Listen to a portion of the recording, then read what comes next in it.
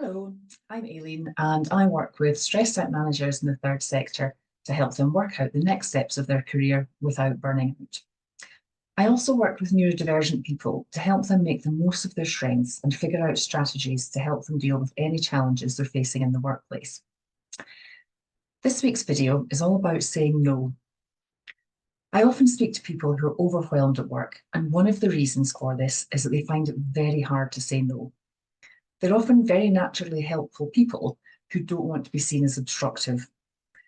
But you're not necessarily being obstructive if you say no to a request. It can be a difficult thing to do, but sometimes it's necessary.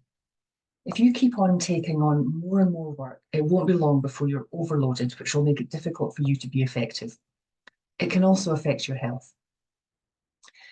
To help you say no, make sure you understand what is being requested. Ask questions to clarify what your manager or colleague needs, why they need it, and when they need it. You can't make a decision about taking something on without fully understanding what's being asked of you.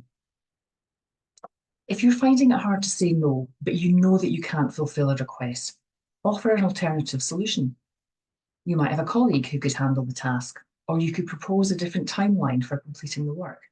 Not everything is as urgent as it seems, and not everything needs to be done today. If you can't do what's being requested of you, explain why you can't do it and what the challenges are. Sometimes people don't know how much work is involved in a particular task or have any idea of how long it will take. So asking questions to clarify what's being requested and explaining why you can't do it can help them almost as much as it can help you. Remember, saying no doesn't mean you're being difficult or obstructive. It simply means you're being honest about your capacity and priorities. When done respectfully, saying no can actually strengthen your relationship with your manager or colleagues by demonstrating your commitment to producing high quality work. It also preserves your boundaries.